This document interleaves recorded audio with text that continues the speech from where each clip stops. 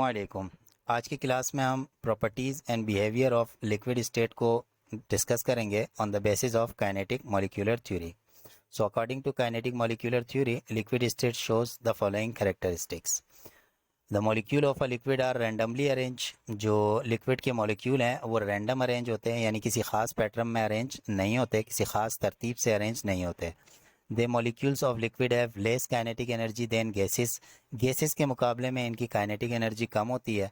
The molecule of liquid are fairly free to move, और वो भी तकरीबन आज़ाद होते हैं कहीं पर हरकत करने के लिए।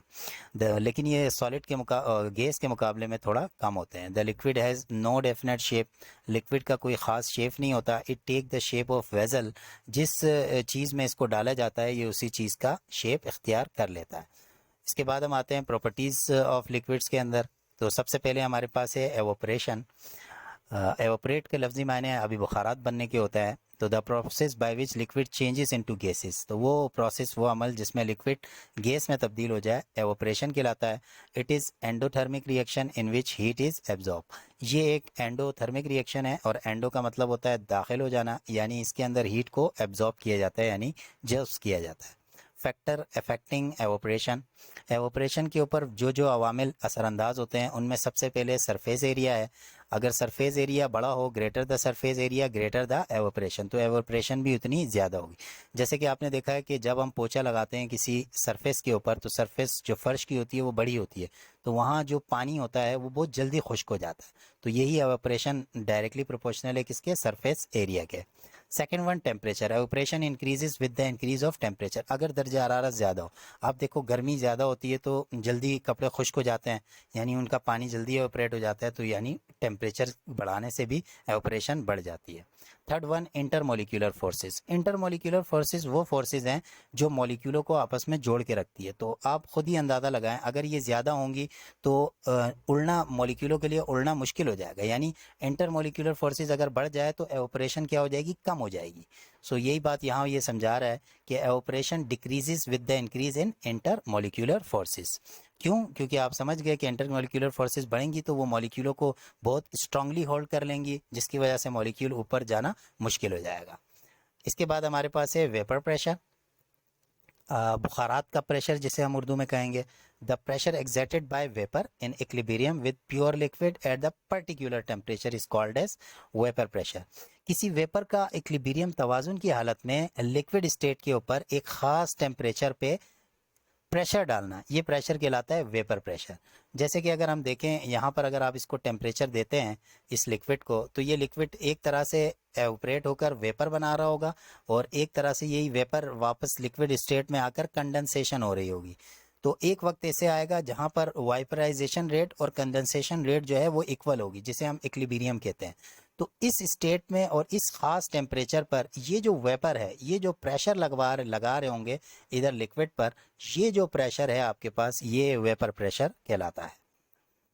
Factors affecting vapour pressure. कौन कौन से फैक्टर इसके ऊपर इफेक्ट करेंगे, असरअंदाज होंगे? इसमें नेचर ऑफ लिक्विड है सबसे पहले, कि liquid having strong intermolecular forces. तो वो लिक्विड जिनके दरमियान में स्ट्रॉन्ग मॉलिक्यूलर फोर्सेस हो, यानी उनके अंदर जो मॉलिक्यूल हो उनको सख्त तरीके से आपस में जोड़ा हुआ हो, जिनको हम पोलर मॉलिक्यूल भी कह सकते हैं, हैज़ लो वेपर प्रेशर। उनका वेपर प्रेशर लो होगा। क्यों? क्योंकि वो एवोपरेट कम हो रहे होंगे, वेपर कम बन रहे होंगे, तो वेपर प्रेशर भी क्या होगा, कम होगा। जैसे मिसाल के तौर पर वाटर के अंदर जो मॉलिक्यूल होते हैं वो आपस में बहुत स्ट्रॉन्ग इंटरमोलिक्यूलर फोर्सेस से जुड़े हुए होते हैं, और वो एक पोलर मॉलिक्यूल है, तो इसलिए उसका जो वेपर प्रेशर है वो कम है। And liquid having weak intermolecular forces. और वो लिक्विड जिनकी आपस में बॉन्डिंग हल्की हुई हुई होती है, यानी इंटरमोलिक्यूलर फोर्सेस उसमें कम होती है, जिनको हम नॉन पोलर लिक्विड भी कह सकते हैं, इनका वेपर प्रेशर बहुत ज़्यादा होता है। जैसे अल्कोहल, पेट्रोल वगैरह। आपने देखा पेट्रोल, अल्कोहल को जब हम बाहर निकालते हैं वो एकदम उड़ जाता है, हमारे हाथ पे ठंडक छोड़ के वो एकदम उड़ जाता है। उसकी रीज़न ये है कि उनके अंदर जो इंटरमोलिक्यूलर फोर्सेस होती है वो बहुत वीक होती है, उन्होंने आपस में मॉलिक्यूलों को बहुत हल्के से जोड़ा हुआ, तो इसलिए फ़ौरन ही क्या होता है, वो एवोपरेट हो जाता है। तो ऐसे जो लिक्विड्स होते हैं इनका वेपर प्रेशर जो है वो हाई होता है। ये नेचर ऑफ लिक्विड को शो कर रहा है. So size of molecule, smaller the size of molecule greater the vapour pressure due to the high rate of evaporation. जितने छोटे छोटे मॉलिक्यूल होंगे उनका वेपर प्रेशर उतना ज़्यादा होगा, क्योंकि वो उतनी तेज़ी से एवोपरेट होंगे. जब तेज़ी से एवोपरेट होंगे तो इनका वेपर प्रेशर भी क्या हो जाएगा, ज़्यादा हो जाएगा. तो साइज भी जो है वो भी मैटर कर रहा है. इसी तरह temperature, vapour pressure increases with the increase in temperature. Temperature बढ़ेगा तो एवोपरेशन बढ़ेगी, एवोपरेशन बढ़ेगा तो वेपर्स बनेंगे, तो जिस तरह उनका वेपर प्रेशर भी क्या होगा, बढ़ जाएगा. तो due to increase in kinetic energy, अब टेम्परेचर बढ़ता है तो उनकी मूवमेंट बढ़ती है, मूवमेंट बढ़ने से उनकी काइनेटिक एनर्जी बढ़ती है और एवोपरेशन रेट बढ़ जाता है. इस वजह से वेपर प्रेशर भी क्या होता है, बढ़ जाता है. तो इसके बाद थर्ड वन हमारे पास है boiling point. What is boiling point? Boiling point is the temperature at which vapour pressure of a liquid become equal to the atmospheric pressure. किसी लिक्विड का जो वेपर प्रेशर होता है अगर वो एटमॉस्फेरिक माहौलियाती प्रेशर के बराबर हो जाए तो इसको हम उसका बॉइलिंग पॉइंट कहते हैं, उस लिक्विड का. When the liquid is heated, अब इसकी थोड़ी एक्सप्लेनेशन है कि जब हम लिक्विड को गर्म करते हैं बबल्स बिगन टू फॉर्म, तो आपने देखा होगा उसके ऊपर बुलबुले बनना शुरू हो जाते हैं उसके ऊपर के एरिया के ऊपर. The bubbles contain vapour pressure. इस बबल्स के अंदर क्या होता है, वेपर प्रेशर मौजूद होता है. Which being lighter than the liquid, अब वो क्या होता है कि उस लिक्विड से हल्का होता है, इसलिए राइज टू द सरफेस. वो क्या होता है कि उस सरफेस के, उस लिक्विड के सरफेस के ऊपर आ जाता है. जब हम पानी गर्म करते हैं तो आपने देखा होगा कि बबल जो है वो पानी के ऊपर आ जाते हैं और फिर क्या हो जाते हैं, बर्स्ट यानी फट जाते हैं. फैक्टर्स अफेक्टिंग बॉइलिंग पॉइंट, वो अवामिल जो कि बॉइलिंग पॉइंट को असरअंदाज होते हैं. नंबर पे 1 पर है एटमॉस्फेरिक प्रेशर, यानी माहौल का प्रेशर, माहौलियाती pressure. Boiling point can be increase by increase in atmospheric pressure. अगर एटमॉस्फेरिक प्रेशर को बढ़ाया जाए तो बॉइलिंग पॉइंट भी बढ़ जाएगा. एंड वाइस वर्सा, मतलब अगर हम एटमॉस्फेरिक प्रेशर को कम कर दें तो बॉइलिंग पॉइंट भी क्या हो जाएगा, कम हो जाएगा. इसकी बेहतरीन मिसाल प्रेशर कुकर है. प्रेशर कुकर के अंदर आपने देखा है कि जब हम प्रेशर को बढ़ाते हैं तो बहुत बॉइलिंग पॉइंट क्या होता है, कम हो जाता है और चीज़ बहुत जल्दी से पक जाती है. इसी तरीके से nature of liquid, nature of liquid बिल्कुल ऊपर वाला की तरह हो जाएगा. Liquid having strong intermolecular forces और polar liquid have high boiling points. जो पोलर लिक्विड होंगे क्योंकि उनके अंदर स्ट्रॉन्ग मॉलिक्यूलर फोर्सेज होंगी, मॉलिक्यूल आपस में बहुत सख्ती से जुड़े हुए होंगे, तो उनके बॉइलिंग पॉइंट भी ज़्यादा होगा, यानी उनको ज़्यादा टेम्परेचर देंगे तब जाकर वो क्या होगा, बॉइल्ड होगा, जैसे कि वाटर. इसी तरह इंटरमोलिकुलर फोर्सेज, ये भी बिल्कुल रिलेटेड है इसके. तो liquid having strong intermolecular forces has high boiling point and liquid having weak intermolecular forces have low boiling point. तो अगर इंटरमोलिकुलर फोर्सेस ज़्यादा हों तो उसका आपके पास हाई बॉइलिंग पॉइंट्स होंगे, और इंटरमोलिकुलर फोर्सेस अगर वीक हो, कमज़ोर हों, तो उसका लो बॉइलिंग पॉइंट होगा. इसके बाद हम आते हैं फ्रीजिंग पॉइंट के ऊपर. जमने वाला नुक्ता, नुक्ता अंजुमात जिसे हम कहते हैं.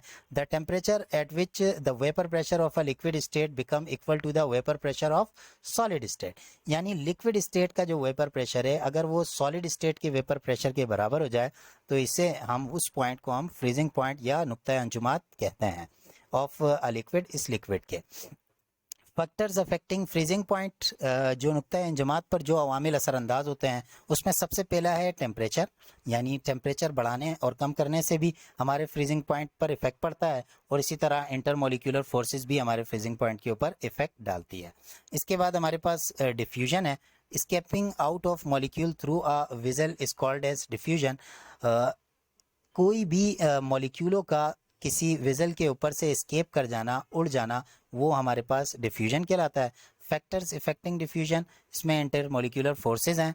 नंबर 2 शेप ऑफ विजल है. नंबर 3 साइज ऑफ मॉलिक्यूल है. और नंबर 4 टेम्परेचर है. ये चारों के चारों अवामिल हमारे पास असरअंदाज होते हैं डिफ्यूजन पर. इसके बाद नंबर 6 हमारे पास मोबिलिटी है. Mobility is the ability to move freely, यानी किसी चीज़ का फ्रीली, किसी मॉलिक्यूल या किसी भी चीज़ का फ्रीली मूव करने की जो सलाहियत है वो मोबिलिटी कहलाती है. और molecule in a liquid move freely and can adjust their shape in the vigil. जो लिक्विड के मॉलिक्यूल होते हैं वो आराम से फ्रीली मूव कर सकते हैं, आज़ादाना मूव कर सकते हैं, और जिस विजल, जिस चीज़ में उसको रखा जाए उसकी शेप को वो इख्तियार कर सकते हैं. फैक्टर्स इफेक्टिंग मोबिलिटी, तो इसमें टेम्परेचर है जो कि मोबिलिटी पर असरअंदाज होता है, और इंटरमोलिकुलर फोर्सेज हैं. इसके बाद हमारे पास लास्ट वन है डेंसिटी, और जिससे पीछे भी हम पढ़ चुके हैं. The density of a liquid is defined as mass per unit volume.